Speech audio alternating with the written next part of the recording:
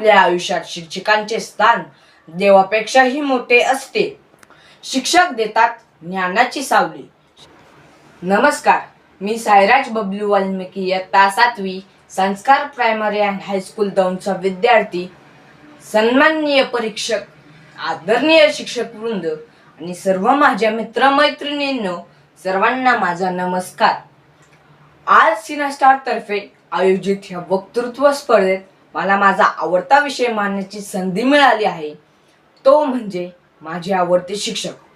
म्हणून मी त्यांचे खूप खूप आभार मानतो. गुरु विना ज्ञान नाही आणि ज्ञानाशिवाय हे जीवन नाही. म्हणूनच आपल्या आयुष्यात शिक्षकांचे स्थान देवापेक्षाही मोठे असते.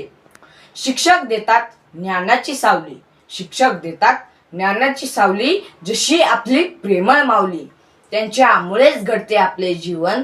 त्यांच्यामुळेच घडते आपले जीवन. गुरूंचे चरणी माझे वंदन. गुरूंचे चरणी माझे वंदन.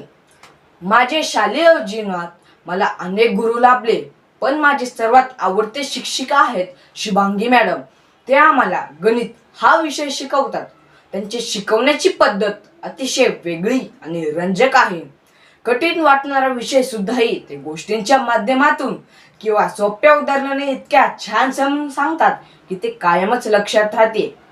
जेव्हा कधी मी अभ्यासात किंवा इतर गोष्टीत मागे पडतो, तर ते आत्मविश्वासाचा हात माझ्या पाठीवर ठेवतात आणि म्हणतात, तू हे करू शकतो. त्यांचा तो आत्मविश्वास मला नेहमी पुढे जाण्याची प्रेरणा देतो. ते केवळ एक शिक्षिका नाहीत, तर ते आमचे मार्गदर्शक आहेत आणि मित्रही आहेत. त्यांच्या स्वभावाबद्दल सांगायचे तर ते स्वभावाने अतिशय प्रेमळ, पण तितकेच शिस्तप्रिय सुद्धा आहेत. कधी आमची चूक झाली तर ते आम्हाला प्रेमाने समजून सांगतात आणि चांगले काम केल्यावर कौतुकाची थापही देतात. एकदा मी धावण्याच्या शर्यतीत भाग घेतला होता. सुरुवातीला मला वाटले की मी कधी जिंकू शकणार नाही. तेव्हा माझ्या शिक्षकांनी माझ्या पाठीवर हात ठेवला आणि म्हणाले, तू स्वतःवर विश्वास ठेव, तू हे करू शकतोस. त्यांच्या त्या शब्दांनी मला नवीन ऊर्जा दिली. मी खूप वेगाने धावलो आणि शेवटी मी 3रा क्रमांकही मिळवला. शेवटी इतकेच म्हणेन, शिक्षक फक्त पुस्तकी ज्ञान देत नाही, तर ते आपले आयुष्य घडवतात.